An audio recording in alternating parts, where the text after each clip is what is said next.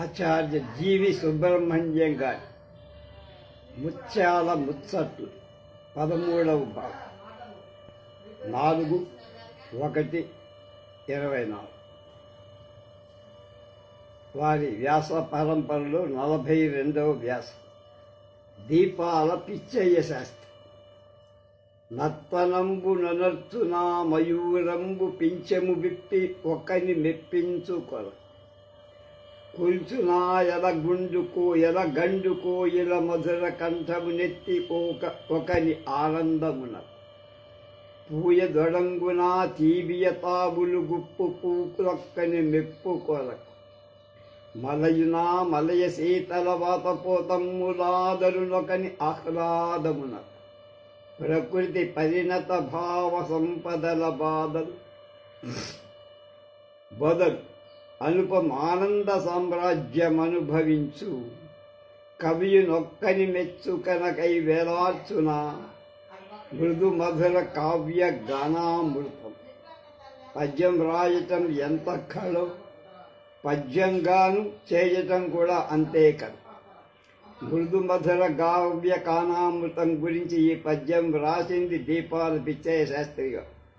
వీరికి పద్యం రాసే బాణీతో పాటు పద్యం ఒడుపుగా చదివే బాణీ కూడా ప్రత్యేకంగా ఉంది. తెలుగు పద్యగానం తెలుగు వారికి ఎంతో ఇష్టం. దాన్ని 4-5 రకాలుగా సాధించారు కూడా ఆయన. పద్యాలు రచించే తెలుగు కవుల్లో కొందరు పద్యభావం హృద్యంగా తేటపడే తమ బాణీలలో చదవటం, వాటిని తెలుగువారు గౌరవించటం మన జాతి సాధించిన సాహిత్య రసికత్వం.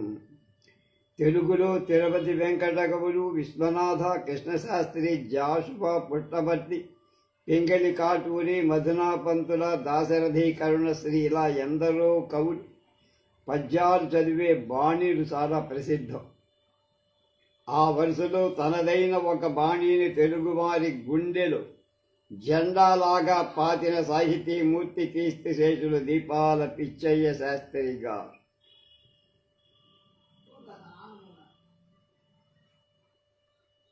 సాహిత్య చరిత్రలో వివిధ ప్రక్రియలకు సంబంధించిన విశిష్ట ప్రయోగాలు చేసిన వారు సామాన్యంగా కనపడుతున్న తాము నివసిస్తున్న యుగ చైతన్యాన్నంతా తమ సాహితీ వ్యాసంగంలో ప్రతిఫలింప చేసుకున్నవారు గోచరించడం అంత తేలికైన విషయం అపూర్వం కూడా.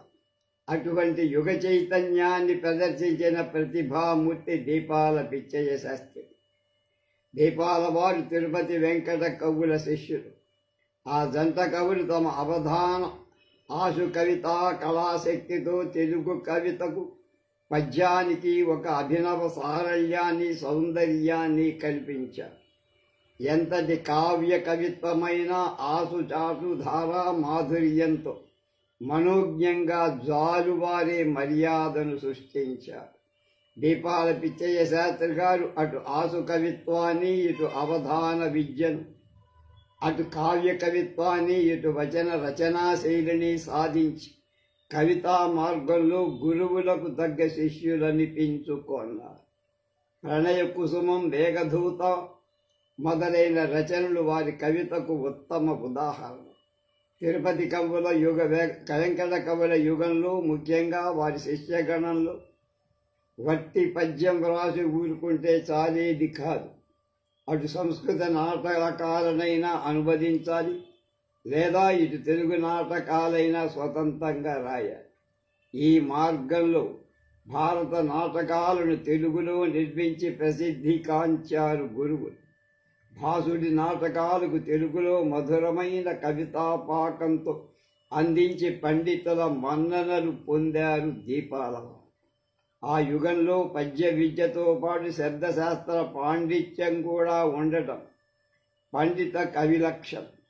తాము కవిత్వంలో చేసే ప్రయోగాలు ప్రాచీన కవుల ప్రయోగాలను నిదర్శనంగా చూపించాల్సి వచ్చే.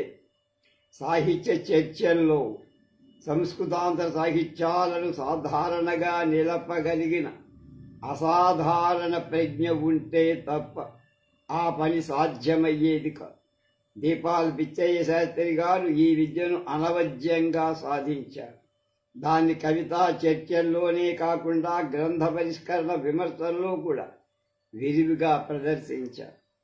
అలాగే ఆంధ్ర మహాభారతం, ఆంధ్ర మహాభాగవతం ఈ రెండు గ్రంథాల పరిష్కరణ ప్రతులలో సాధు పాఠాలను గురించి, శబ్ద ప్రయోగాల గురించి, ఛందో వ్యాకరణ ప్రయోగాల గురించి దీపాల వారు చేసిన చర్చలు సాహిత్య సమీక్ష అనే పేర గ్రంథంగా వెలువడ్డాయి. అవి శబ్ద సాధు చర్చకు అప్పటికీ ఇప్పటికీ ఎప్పటి దీపాల వారు నిలిపిన దీపికలుగా సాహిత్య జగత్తులో భాషిస్తున్నాయి. పిచ్చయ్య శాస్త్రి గారు ప్రామాణిక సాహిత్య విమర్శకులు. 1894 గుంటూరు జిల్లా వినుకొండ తాలూకా బొమ్మరాజుపల్లిలో పుట్టిన ఉద్యోగరీత్యా నెల్లూరు వాసులుగా స్థిరపడ్డారు. నెల్లూరులో భారత సాహిత్య పవనాలు ఎప్పటికీ వీస్తూనే ఉంటాయి. భారతం గురించి ఏ అంశమైనా వ్రాయకపోతే నెల్లూరు గడ్డ సహించదేమో. దీపాల వారు భారతంలోని పాత్రల గురించి సమగ్ర వివేచనం చేసే గ్రంథాలు రాశారు. ద్రోణ ప్రశస్తి, భీష్మ ప్రశస్తి, కర్ణ ప్రశస్తి ఆ వరుసలో వెలుగు బావుట.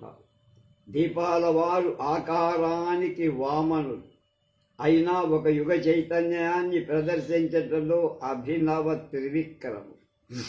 43 మహావక్త దివాకర్ల భారతీయ విద్వాంసులు జంగమ గ్రంథ అనే పాశ్చాత్య సూక్తులను సార్థకమైన ఉదాహరణ ప్రాయులు ఆచార్య దివాకర్ల వెంకటావధానిగా 1913లో జన్మించి 21/10/1986లో ఆయన మరణించారు.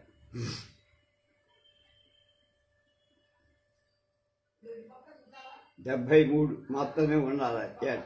ఒకప్పుడు తెలుగునాట చెల్లపళ్ళ వారి శిష్యులమ్మని చెప్పుకోవడం గొప్ప. ఆ తర్వాత విశ్వనాథ వారి శిష్యులమ్మని చెప్పుకోవడం ఇంకో గొప్ప. ఈనాడు మాతరంలో దివాకర్ల వారి శిష్యులమ్మని చెప్పుకోవడం ఒక గౌరవం. గౌరవం ఇచ్చిపుచ్చుకోవడంలో బహుశः పై ఇద్దరి గురువుల కంటే ఇద్దరి గురువుల కంటే దివాకర్ల వారిదే పై చేయము. నేను BA చదువుతున్న రోజులకు కొత్తగా ఉస్మానియా విశ్వవిద్యాలయ శాఖలో రీడర్గా ప్రవేశించారు దివాకర్. తెలంగాణ సాహితీ జగత్తులో నవభానోదయం అయినట్లుంది. వారు వేదికకెక్కి సాహిత్యోపన్యాసం చేస్తుంటే ప్రజలు తండోపతండాలుగా చేరేవారు.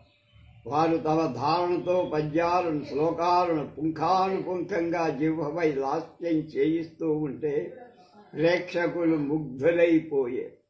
అవధాని గారి ఉపన్యాసం అంటే ఒక శ్రవణానందం, ఒక వాంగమయ యజ్ఞం. నార్ల వెంకటేశ్వరరావు గారు ఒకసారి అన్నారట, దివాకర్ల వారిది ఫోటోగ్రాఫిక్ మెమొరీ అని. అది ఏకసంధాగ్రాహిత్వానికి మారు పేరు. నా అనుభవంలో ఒక సంగతి చెప్తా వినండి. నేను MA ఫైనల్ చదువుతున్నా ఉస్మానియా విశ్వవిద్యాలయం. అవధాని గారు మా సాహిత్యాచార్యులు.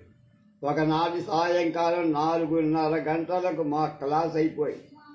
అప్పుడే ఎవరో ఒక గ్రంథాన్ని వారికి ఇచ్చి వెళ్ళారు. నేను ఆసక్తితో చూశా. సాయంకాలం 6 గంటలకు శ్రీకృష్ణదేవరాయ ఆంధ్ర భాషా నిలయంలో ఆవిష్కరింపబడనున్న ఒక ఆధునిక పద్య కావ్యమది. క్లాస్ అయిపోయిన తర్వాత అవధాని గారి వెంట నేను కూడా బయలుదేరా. వారింటి మీదుగా ఆంధ్ర భాషా నిలయానికి ఇద్దరం కలిసే వెళ్ళాం. ప్రయాణం సిటీ బస్సులో. అప్పుడప్పుడు అవధాని గారు ఆ పుస్తకాన్ని తెరిచి చూస్తూ ఉండేవారు, మళ్ళా మూస్తూ ఉండేవారు. అప్పుడు వారి చెయ్యి నాకేమీ అంతుపట్టల. కానీ ఆ సాయంకాలం భాషా నిలయంలో ఆ కావ్యాన్ని గురించి 1.5 గంటల సేపు మహోపన్యాసం చేసి ఆ సందర్భంగా దాదాపు 30 పద్యాలను ధారణ పట్టి అవధాని గారి చదివినప్పుడు ఆ రచయితతో పాటు నేను ఆశ్చర్యంలో మునిగిపోయాను. అవధాని గారి వక్తృత్వం బంగారం అయితే వారి ధారణాశక్తి బంగారానికి అబ్బినత్తారు. ఆధునిక సాహిత్యాచార్యులలో ఆయనలాగా మహాభక్తగా కీర్తికెక్కిన వాళ్ళు అరుదు. అవధాని గారి ఉపన్యాసాన్ని తిరిగి వ్రాస్తే ఒక వ్యాసం, అవధాని గారి వ్యాసాన్ని ధారణ పెట్టి చదివితే ఒక ఉపన్యాసం అని డాక్టర్ నారాయణ రెడ్డి ఒకసారి అన్నారు. అవధాని గారి ఉపన్యాసాన్ని తిరిగి రాస్తే ఒక వ్యాసం, అవధాని గారి వ్యాసాన్ని ధారణ పెట్టి చదివితే ఒక ఉపన్యాసం. ఈ మాట సత్యం. సాహితీవేత్తలలో మహావక్తలుండొచ్చు, కానీ అవధాని గారంతటి ప్రజావక్తలు మాత్రం ఉండటం అబ్బురం. జటిలమైన వేదాంతమైన, ప్రౌఢమైన ప్రబంధానైన, సూక్ష్మమైన శాస్త్రార్థానైన, ప్రసన్నమైన ప్రజాసూక్తాన్నైన అరటి పండునిచి చేతిలో పెట్టిన ఆబాల గోపాలానికి అర్థమయ్యేట్లుగా అలవోకగా ఉపన్యాసం ఇవ్వగల శక్తి అవధాని గారిలో ఉన్నంతగా మా తరంలో మరెవ్వరిలో లేదని నా అనుభవం చెబుతోంది. మొదటి ప్రపంచ తెలుగు మహాసభలు లాల్ బహదూర్ స్టేడియంలో ప్రారంభమైనప్పుడు అక్కడ సమావేశమైన లక్షలాది ప్రజానీక తెలుగు వారి గొప్పతనం, తెలుగు సంస్కృతి వైభవాన్ని, తెలుగు భాషా సాహిత్యాల తీయదనాన్ని వివరించి చెప్పే సాహితీవేత్త ఎవరు అన్న ప్రశ్న వచ్చినప్పుడు అందరి హృదయాల్లో దివాకర్ల వారి పేరు ఒకేసారి తడుక్కుమన్నది. అందరి నాల్కలపై ఏకవాక్యతతో స్ఫురించింది. వారు గళమెత్తి ప్రజా సందోహాన్ని ఉద్దేశించి మాట్లాడుతుంటే మహాజనులందరూ మంత్రముగ్ధులైనట్లు ఆయన మాటలు వింటూ ఉండేవారు. దివాకర్ల వ్యక్తిత్వం కూడా ఒక విశిష్టమై, ఆయన ఎంత విద్వాంవంతులు అంతటి వినయశీలు. పెద్దలను కాని పెద్దలను కాని ఆయన నమస్కారంతో పలకరించే విధానాన్ని గమనిస్తే ఒక మర్యాదకు మార్గం దిద్దుతున్న మనీషిలాగా కనపడే. నైష్టికమైన ఆయన జీవనం, నైతికమైన ఆయన ఉత్తమ వర్తనం శత్రువుల చేత కూడా గౌరవాదరాలు పొందుతూ ఉండేది. ఆయన చూస్తే గౌరవ భావం కలగడం అత్యంత సహజం. ఆయన మాట్లాడితే గురుభావం కలగటం నిజం. మా అందరి దృష్టిలో ఆయన గురువునాం గురువు. విద్యనర్థించే వారిని చూస్తే వారికెంతో వాత్సల్యం. భాషా వ్యాకరణ ఛందశాస్త్రాది విషయాలనెన్నింటినో తెలుసుకుందామని ఎందరో ఆయన చుట్టూ ఎప్పుడూ మూగుతూనే ఉండేవారు. విసుగు విరామం లేకుండా అవధానిగా వారికి జ్ఞాన భిక్ష పెడుతూనే ఉండేవారు. ఒకనాడు నేనొక సన్నివేశం చూశా. బర్కత్పురాలో వారి స్వగృహంలో వరండాలో ఒక కొయ్య కుర్చీలో కూర్చొని అవధాని గారు ఉన్నారు. ఉదయం దాదాపు 10:30. ఇద్దరు గుడ్డి విద్యార్థులు గేటు దగ్గర నిలబడి అవధాని గారి పిలుస్తున్నారు. వారి పిలుపు విన్నంతనే అవధాని గారు ఆర్ద్రులయ్యారు. లేచి గబగబా వారి దగ్గరకి నడిచి వెళ్ళారు. స్వయంగా వారిని చెయ్యి పట్టుకొని వరండాలోకి తీసుకువచ్చి వారు వచ్చిన పని గురించి అడిగారు. వారిద్దరూ అవధాని గారి ఒక పద్యం పాఠం చెబితే వినాలని వచ్చారు. పాఠ్య పుస్తకం వారికి అందించారు. అప్పటికింకా వారు స్నానం చెయ్యలా, జపం చేసుకోలా. అయినా వారి జపం కంటే పిల్లలకు పాఠం చెప్పటమే ఒక తపంగా భావించారు. 1.5 పాఠం చెప్పారు.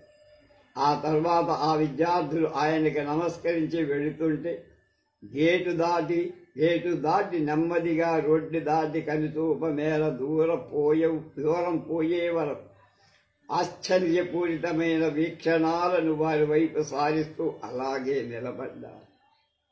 ఉదయం లేచి పచ్చి మంచినీళ్లు కూడా పుచ్చుకోలేదు. మిత్త మధ్యాహ్నమై ఆకలి కంటే అధ్యాపనాన్ని అధికంగా ప్రేమించే అధ్యాపకులు అవధానిగా.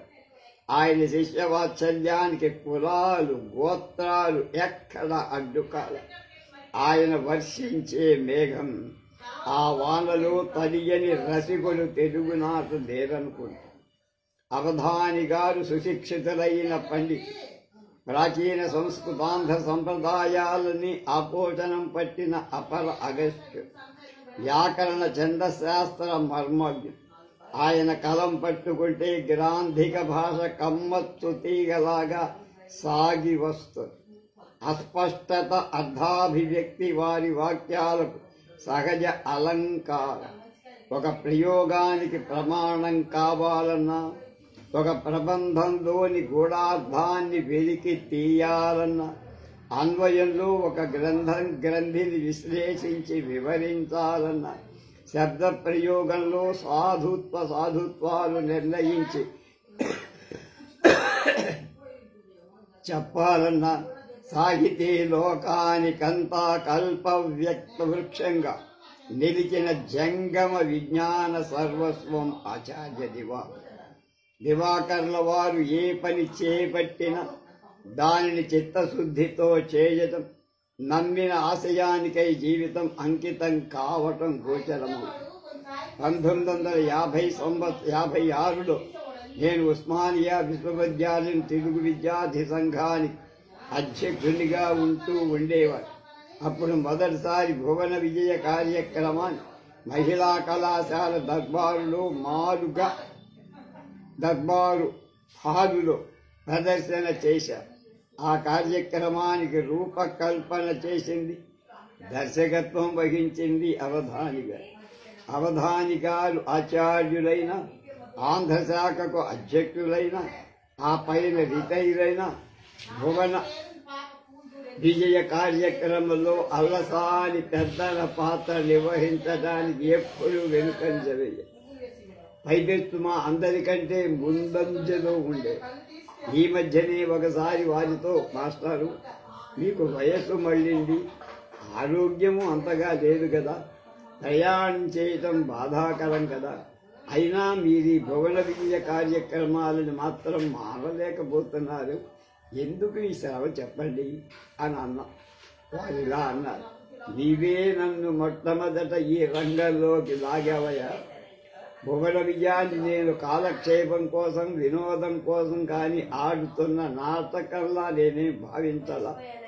మరుగున పడిపోతున్న తెలుగు పద్యాన్ని మరలా ప్రజా హృదయాల్లో వెలుగులో తీసుకురావాలని చేసే ప్రయత్నానికి నా ఉపన్యాసం ఒక ప్రయోగం. ఈ భువన విజయం మరొక ప్రయోగం. నా అంత్యశ్వాస ఆడేంతవరకు నేను చేపట్టిన ఈ కార్యక్రమాలు నిరంతరంగా సాగాల్సిందే. నా తరువాత ఈ ఉద్యమాన్ని మీరు చేపట్టి ముందుకు తీసుకుపోవాల్సిందే అని ఉద్రేకంతో అంటూ ఉండే వారి కనుపలలో నీటి బిందువులు నిలిచాయి అన్నమాట. అప్పటి చివరిదాకా నిలబట్టుకున్న సత్యవాక్కులు వారు. ఆచార్య దివాకర్ల వెంకటావధాని గారు సలక్షణమైన పద్యాన్ని వ్రాయగల.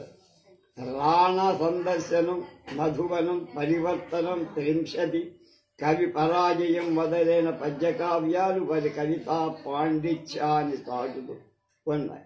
నన్నయ్యలోని ప్రసన్నత, రామరాజభూషణ్లోని పద సంవిధానం అంటే అవధాని గారికి ఎంతో ఆసక్తి. సంగ్రహంగా సారవంతంగా చెప్పడం అంటే అవధాని గారికి వెన్నతో పెట్టిన విద్య. సంస్కృత నాటకాలను అనువదించటంలో వారు ఉభయ భాష ప్రౌఢిమ ప్రకటించారు. కౌముది మహోత్సవం, నాగానందం దానికి చక్కని ఉదాహరణ. ఆంధ్ర సాహిత్య చరిత్ర సంగ్రహం, సాహిత్య శాస్త్ర సంగ్రహం, ఈ రెండు ప్రక్రియలు చేపట్టి విద్యార్థులకు ఉపయుక్తమైన గ్రంథాలు రాశారు. 1000కి మించిన వారి వ్యాసాలు వివిధ అంశాలపై విస్తరించి ఉన్నాయి. ప్రాంగణ యుగం, నన్నయ భారతం అనే గ్రంథాలు వారి సిద్ధాంత వ్యాసాల పూర్వ ఉత్తర భాగాలు. పరిశోధనలోని ఉత్తమ ప్రమాణాలను ప్రకటించే ప్రౌఢ రచన వారి సిద్ధాంత వ్యాసం. ఆయన చివరిదాకా రచనలో గ్రాంధిక భాషావాది. ఎంతో మంది యువకవుల గ్రంథాలకు పీఠికలు రాశారు. దివాకర్ల వారు గుణాన్ని చెప్పి ప్రోత్సహించడం వారి ముందు మాటలో కనపడేటువంటి గొప్పతనం.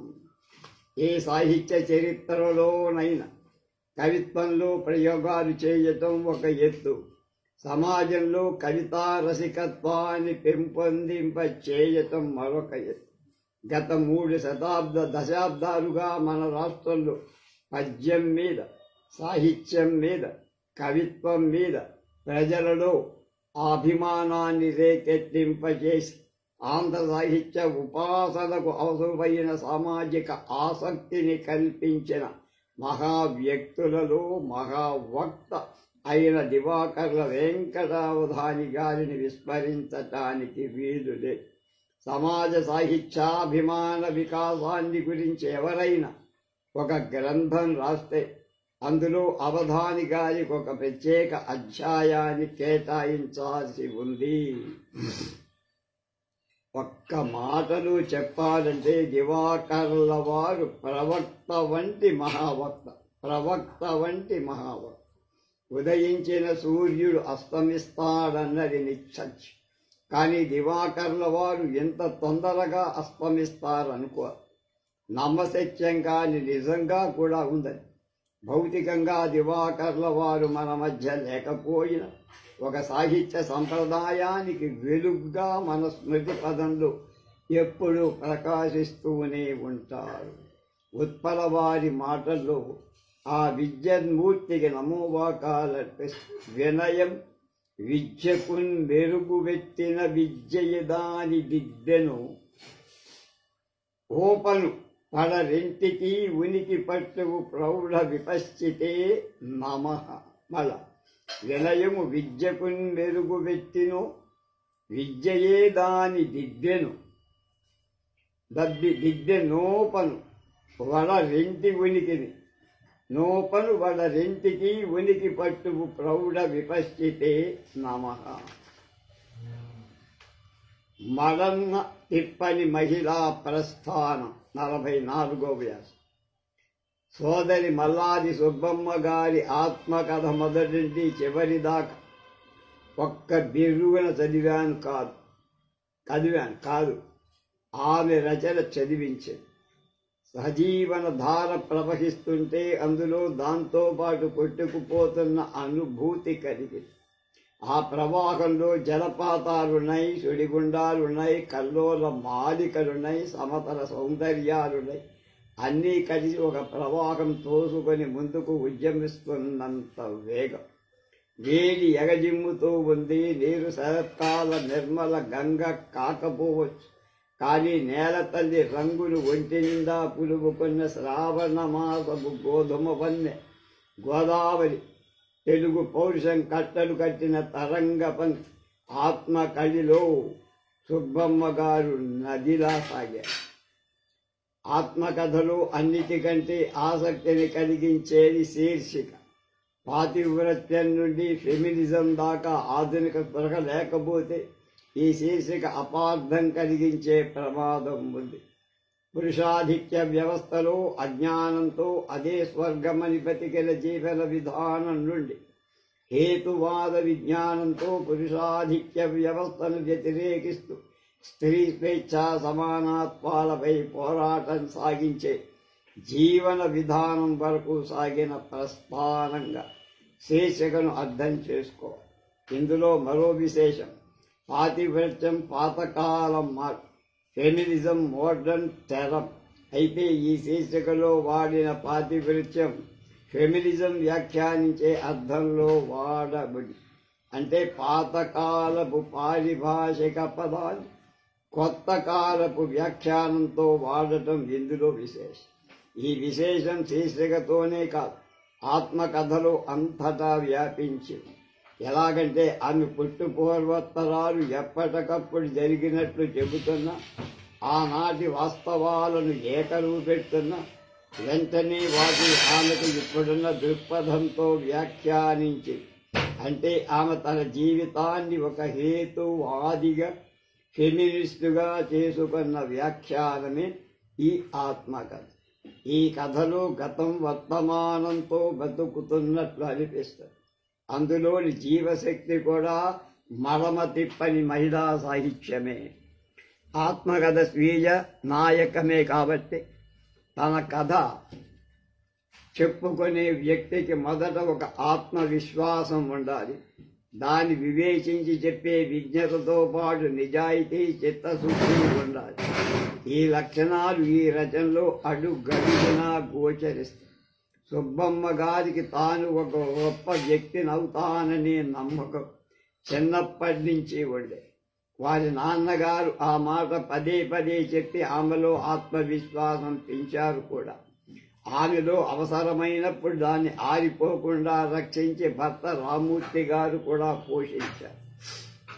ఆమె పుట్టినింట మెట్టినింట అదృష్టం కలసి వచ్చిన ఇల్లాలు. వారి సంప్రదాయంలో వారు పాటించే ఆచారాలకు అర్థం దొరకల. అర్థాలు చెప్పేవారు దొరకల.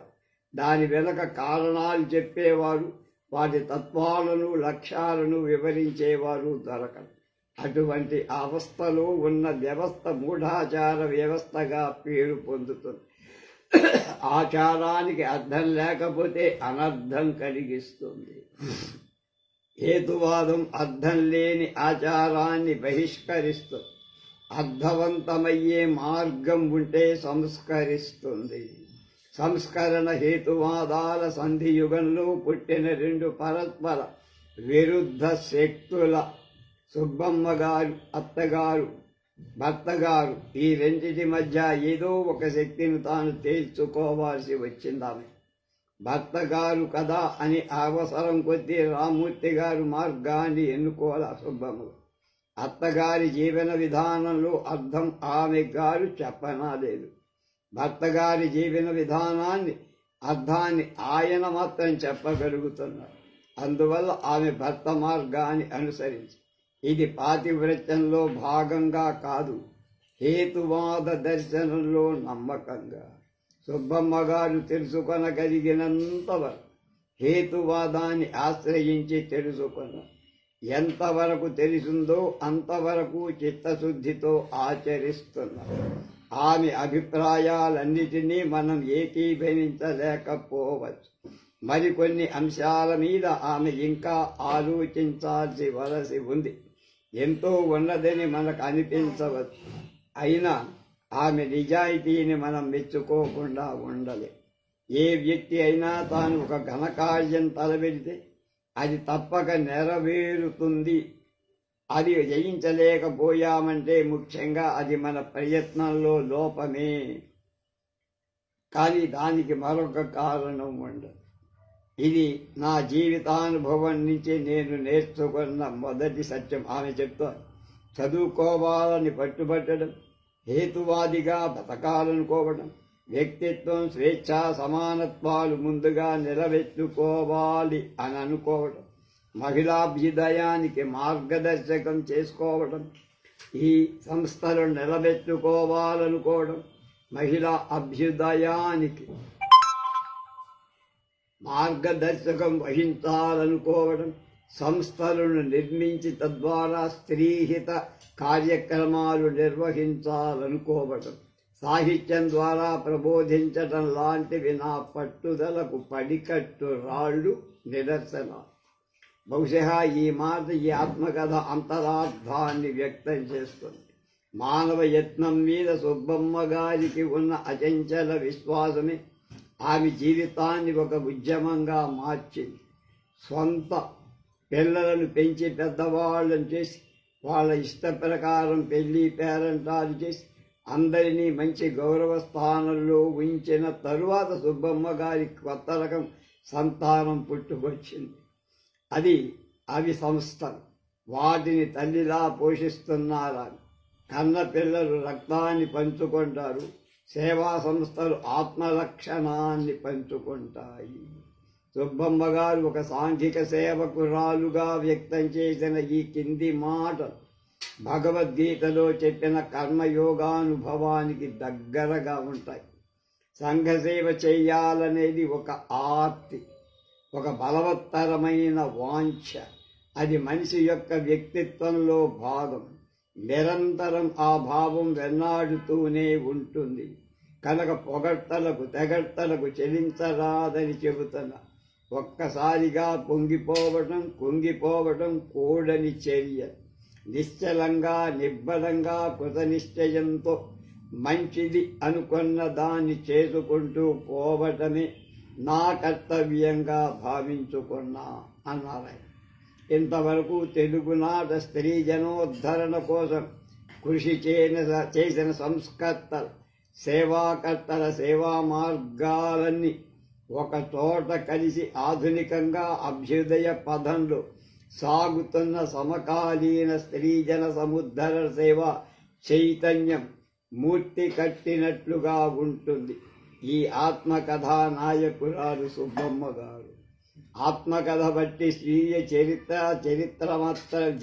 చరిత్ర మాత్రమే కాదు, సమకాలీన స్త్రీ జీవిత సామాజిక స్థితిగతులు వివరంగా తెలుపుతారు. ఈ శతాబ్ది స్త్రీ అస్తిత్వ వ్యక్తిత్వాలలో వచ్చిన పరిణామాలు, వాటికి దోహదం చేసిన స్వచ్ఛంద సేవా సంస్థలు, కార్యకలాపాలను, ప్రజల స్పందనను గురించి ఎవరైనా చరిత్ర రాయాలి అనుకుంటే విలువైన ఆకర గ్రంథం రెఫరెన్సుగా పనికి వస్తుంది. సమకాలీన సాంఘిక వాస్తవాలను ఎన్నింటినో ఆల్బంలో ఫోటోల్లాగా తన ఆత్మచరిత్రలో సుబ్బమ్మ గారు అమర్చి భద్రపరిచారు. సుబ్బమ్మ గారు వివిధ ప్రక్రియలు శక్తివంతంగా తీర్చిదిద్దిన రచయిత్రి, కవయిత్రి.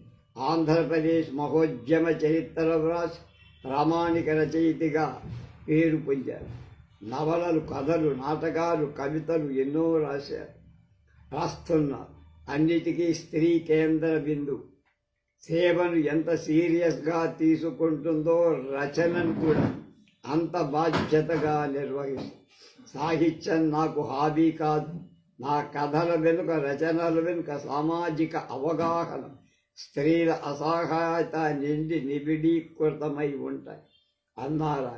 సామాజికంగా స్త్రీలు పొందే వేదన నుండి ఆమె రచనలు పుట్టాయి. షష్ఠి పూర్తి నాడు యావదాస్తిని ధర్మ సంస్థలకు దానం చేసి తానిప్పుడు ట్రస్ట్ ఇంట్లో ఉంటున్న అనుభవం పొందుతున్నారు సుబ్బమ్మ గారు. 68వ జన్మదినోత్సవం నాడు తన ఆత్మకథను జీవిత భాగస్వామికి అంకితమిచ్చి తన ఫెమినిజానికి ఒక పరిపూర్ణత కల్పించుకొని ఆమె అడిగే ప్రశ్నలకు ఆమె జీవితమే సమాధానం. మల్లాది సుబ్బమ్మ గారు రచించిన పాతివ్రత్యం నుండి ఫెమినిజం దాకా ఆత్మకథ అనే గ్రంథానికి 1991లో సుబ్రహ్మణ్యం గారు రాసిన ముందు మాట 45వ వ్యాసం పదుగురాడు కవిత పద్య మౌనిక మీద. కలచిన మేనల్లో విశాఖ జిల్లా యలమంచిలిలో కొండేపూడి సుబ్బారావు, శిస్లా వెంకట్రావు గారుల ఆధ్వర్యంలో పద్య కవితా ప్రచార ఉద్యమం ప్రారంభం. రాష్ట్ర స్థాయి, జిల్లా స్థాయి సంఘాలు ఏర్పడుతున్నాయి.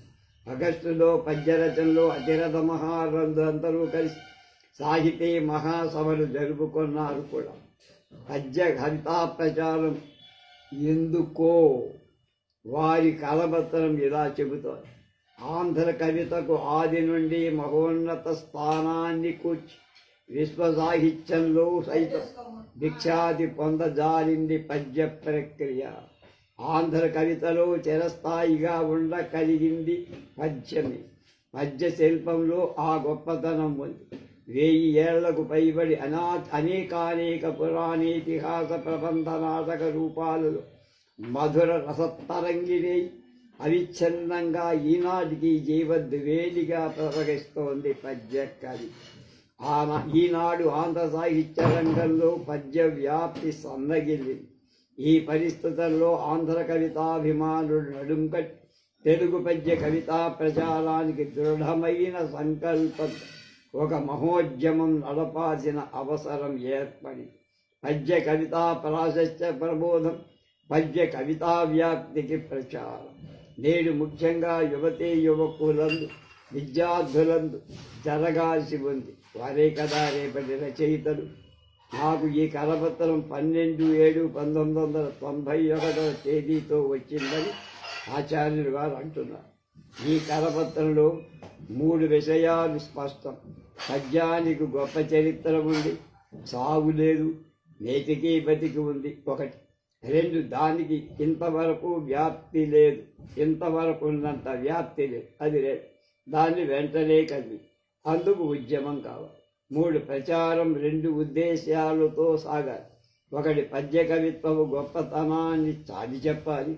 మరొకటి పద్య కవిత్వం రాయటం, చదవటం, విని సంతోషించడం మొదలైన వాటికి సమాజంలో వ్యాప్తి కలిగించాలి. ముఖ్యంగా ప్రచారం యువతరాన్ని ఉత్తేజపరచాలి. వారు పద్య కవిత రాయాలి. ఇవి ఈ ఉద్యమ లక్ష్యాలు. పద్యం మీద బాహాటంగా ఏవగింపు ప్రకటించే తెలుగువాడు ఉండటం అరుదే. అయితే పద్యం కంటే విలక్షణమైన వాహిక కోసం పద్యాన్ని కాదన్నవాడు, దుడ్డు కర్రలతో నడుం వెరగొడతాన్న మనవాడు కొంతమంది ఈ 60 ఏళ్లలో ఉంటే ఉండొచ్చు. కానీ ఎన్నాళ్ళు దుడ్డు కర్రలు వెరగటమే చూశాం, కానీ పద్యం నడుము వెరగల. పైపెచ్చు ఈనాడు చాలామంది వచన కవితను సైతం వచన పద్యాలని పిలుస్తున్నారు. పద్యం అంటే వృత్తం. దీని అర్థం ప్రసిద్ధంగా ఉండే మొన్నటిదా. ఇప్పుడు పద్యం అంటే వృత్తం కాదు, లయాత్మక భావ గణ సంపుటి. ఇది వచన కవితలో రూఢికెక్కిన అర్థం. పద్య కవికి పద్యం అంటే వృత్త సంబంధమైన ఒక అవగాహన ఏర్పడు. వచన కవికి పద్యం అంటే మరొక రకమైన భావచిత్రం కనబడు. వచన పద్యాన్ని వద్యంగా పిలవటం ఒప్పుకోరు కొందరు. వారి దృష్టిలో గణపతిలో నడిచే పద్యమే పద్యం. పద్య ప్రచారం అటువంటి పద్యాల వ్యాప్తి కోసం పుట్టింది, కానీ వచన పద్యాలను కూడా బలపరచడానికి ప్రారంభమైంది కాదు. వచన పద్యం అసలు పద్యం యొక్క ఆభాస, అంటే అలాంటి. అసలు పద్యం ఎవరు ఆలపించినా ఆంధ్రుడు ఆనందిస్తారు. ఆంధ్రుడు ఆలపించిన పద్యం ఎవరు ఆలకించినా అభినందిస్తారు. దాదాపు తెలుగులోని అన్ని వృత్తుల పద్యాలను ఏదో ఒక రూపంగా చదివే ప్రయత్నం చేయటం గమనించవచ్చు. గణపతి మీదను గుణపతి వతి మీదను ఎవరి స్థాయిలో వారి పద్యాలు వాళ్ళకి నోటికొస్తాయి. కొన్ని గణభంగాలుండొచ్చు, యతిప్రాసలు నియతులు మారచ్చు, కానీ పద్యం పాటలాగా తెలుగువారి నాల్క పంట. సామాన్యుల మాట అడ్డుంచితే ఆసు కవిత చెప్పే వాళ్ళందా పద్యాన్ని పుక్కిట పట్టే ఉంటారు. పండితులు పద్యాన్ని భాషణలో వ్యంజనంగా వాడుకుంటారు, నంచుకోవాలి. పౌరాణికులు ఉపన్యాసకులు పద్యాన్ని తమ ఉపన్యాసాలకు ఉపక్రమణికగా వాడుకుంటారు. అందరూ గమనిస్తున్న మరో విషయం, భగవాన్ శ్రీ సత్యసాయి బాబా తమ దివ్యోపన్యాసం సాధారణంగా ఒక ఆసు పద్యంతో మొదలు పెడతారు. 1-2 భజన పాటలతో ముగిస్తారు. ఆ పద్యం వారి భాషణలోని ప్రధానాంశాన్ని నాంది శ్లోకంలా సూచిస్తూ ఉంటుంది. లక్షలాది తెలుగువారిని ఈ పద్య రచన ఆకర్షిస్తారు. అంతేకాదు, మిగిలిన జాతీయ భాషల వారు, విదేశీయులు కూడా ముచ్చటపడి బాబా గారి తెలుగు పద్యాలు తాము కూడా నేర్చుకొని పాడుకుంటున్నారు. పద్యంలో ఒక చోదన శక్తి ఉంది, పాటలో ఒక ప్రేరణ శక్తి ఉంది, భజనలో ఒక లాలన శక్తి ఉంది. అలా పద్యంలో ఒక చోదన శక్తి, ముందుకు నడిపే శక్తి, పాటలో ఒక ప్రేరణ శక్తి, ఇన్ఫ్లుయెన్స్ చేసేది. అలాగే భజనలో ఒక లాలన లలబి ఉండేది. ఈ మూడింటి మేళవించడంలో ఒక భక్తి భావ తన్మయాత్మ కవితలో కల్పించవచ్చు. పద్యంలో భజనను కలిపాడు పోతన, పాటను కలిపాడు రామరాజభూషణ్. మూడింటిని ఆదనెరిగి అన్వయించి ఆధ్యాత్మికతను అందిస్తాడు భగవాన్ సాయిబాబా. ఏమైనా 50 ఏళ్లుగా పద్యం బాబా వారి ప్రవచనాలు ఆధ్యాత్మికంగా సూక్తి మధురంగా జీవిస్తూనే ఉంది. పద్య కవిత ప్రచారోద్యమంలో 2 తరహాలున్నాయి. పద్యం కోసమే పద్యంతో ఉద్యమించరు, ఉద్యమంలో పద్యాన్ని ఉపయోగించరు. ఈ రెండిట్లో మొదటిది ప్రాచీన సాహిత్యంలో, రెండవది ఆధునిక సాహిత్యంలో ప్రాచుర్యం పొందాయి. ఈ రోజుల్లో ఈ రెండు తరహాలను వాడక తప్పదు. అంతేకాదు, అవసరం వస్తే ఉద్యమం కోసం పద్యంతో విజృంభించడం కూడా సాగాల్సిందే. అది కొత్త బాణీని సృష్టిస్తుంది కూడా. 60 ఏళ్లుగా వచన పద్యం ఎదుర్కొంటున్న సమస్యలన్నిటినీ అసలు పద్యం తెలుగు 1000 ఏళ్లు ఎదుర్కొని గతులు మార్చుకొని గణంతో పాటు గుణంతో ప్రయోగాత్మకంగా ఎన్నో ప్రయోజనాలు సాధి వచన పద్యాన్ని కొన్నాళ్ళు వస్తువు నడిపించి, కొంతకాలం రచనా శిల్పం పాలించి, మరికొంతకాలం ఆలంకారికత అలంకరి, అలాగే కొన్నాళ్ళు లయాత్మకం, అలాగే రూపం, అనుభూతి, వక్రత, భావచిత్రం మొదలైన ప్రభావం పొందింది. అసలు పద్యం 1000 ఏళ్లు వికసించిన చరిత్ర చూసినా ఇవే కనపడతాయి. పద్యం తనతో పాటు ఎదుగుతున్న వచన పద్యం తెచ్చిన కొత్త సవాలు ఎదుర్కొంటోంది. గడిచిన అర్ధశతాబ్దిగా పద్య రచనలో పాత రుచులన్నీ వచన పద్యంలో కొత్త రుచులుగా అవతరిస్తున్నాయి. అభివ్యక్తి భేదంతో ప్రజల ఆసక్తి కొత్తగా వింతగా సాగుతోంది. పద్యం చావలేదు, కానీ దాని పునరుజ్జీవనం కావాలి. అది పునశ్చైతన్యవంతం కావాలి. ఉజ్జీవన శక్తి నవ్య దృక్పథాల నుండి, సృజనాత్మక వృత్తులు చేసే ప్రయోగాల నుండి పుడుతుంది. నేటి పద్యానికి కావలసింది ఆకృతి మాత్రం అనుకుంటే పొరప. అంతఃశక్తి కావాలి. గతి వైవిధ్యమే కాదు, ప్రయోగ దీప్తి కావాలి. పద్యం హృద్యంగా, మధ్యంగా, ఖాద్యంగా, అనవద్యంగా ఉంటుందని ఊరించే రోజులు కావివి. ఉద్యమంగా పద్యానికి ఊపిరి పోసే శక్తి నింపాలి. అస్తిత్వాలను బట్టి, స్వభావాలను బట్టి పద్యానికి, గేయానికి, వచన పద్యానికి ఉద్యమాలలో ఉపయోగపడే పద్ధతులు సహజంగా తేడా ఉంటుంది. అయితే పాడితే పాటగా, చదివితే వచన పద్యంగా అన్ని ప్రయోజనాలు సాధించే బహుళార్థ సాధక శక్తి పద్యానికి ఉంది. ఏ సందర్భంలోనైనా పాటలు కానీ, వచన పద్యాన్ని కానీ తొలగించి పద్యంతో పూరించి ఆయా ఫలితాలు సులభంగా మనం సాధించుకోవచ్చు. అలాంటి అవసరమే వస్తే పద్య సాహిత్య శక్తి పాట అందుకోలేదు. పద్య లయాత్మకతను వచన పద్యం సాధించనూ లేదు. అందువల్ల ఏ కాలంలోనైనా పద్యాన్ని పునరుజ్జీవింపచేయటం సులభం కాని, దాని సూక్ష్మశక్తి తెలియగల ప్రతిభ ప్రయోక్తకు ఉండాలి. ఈ శతాబ్దంలో వందలాది కవులు పద్యానికి పాదసేవ చేశారు. వారిలో పద్యానికి ఆధునిక జీవితాన్ని అందించిన మహానుభావులు డజన్ మందులు. వారిని 3 తరాల కవులుగా మనం విడదీసుకోవాలి. ఈ తరాలను కాలాన్ని బట్టి కాక కళాల గళాలను బట్టి మనం తెలుసుకోవాలి. ఈ శతాబ్ది మొదటి తరం పద్య కవులు రాయప్రోడు, కృష్ణశాస్త్రి, తెంగడి, కాటూరు. రెండవ తరం విశ్వనాథ, గడియారం, పుట్టపర్తి, మధునాపంతుల. మూడవ తరం జాషుబా, దాశరథి, కరుణశ్రీ, ఉత్పల. ఈ వర్గీకరణ ప్రత్యేకత ఏమిటి అని ఎవరైనా అడగచ్చు. తిరుపతి కవుల తరువాత పద్యరచనా పద్ధతిలో తమదైన ఒక శైలిని నిర్మించుకోవటంతో ప్రజలలో ఆ శైలికి గుర్తింపు కలిగేట్టు చేసుకున్నవాడు పై 12 మంది. పద్య రచనా పద్ధతిలో కొన్ని విశేషాలు ప్రదర్శించి తమదైన శైలులను ప్రత్యేకంగా ప్రజల హృదయాల్లో నిలిచేట్లు చేసి ప్రయత్నం చేసి కృతకృత్యులు కాలేకపోయిన వారు దాదాపు ఆ 10 మంది దాకా. ఇక మిగిలిన వారందరూ పద్యాన్ని బ్రతికిస్తున్నారు, సాహిత్యాన్ని పోషిస్తారు. ఇప్పటి గేయం కంటే, వచన పద్యం కంటే పండిత పామర జనాలు పద్యానికే గౌరవ ప్రాచుర్యం. అయినా యువతరంలో సాహిత్యం విలువలతో పాటు పద్యాన్ని కూడా కాపాడుకోవటానికి ఉద్యమం రావాల్సిందే. అలా అని ఇంతవరకు విద్యులు ఊరుకొని ఉండలా. చర్చా సదస్సులు, పద్య సమ్మేళనాలు, పద్య కవితకు ప్రత్యేక సన్మానాలు, పురస్కారాలు చేస్తూనే ఉన్నారు.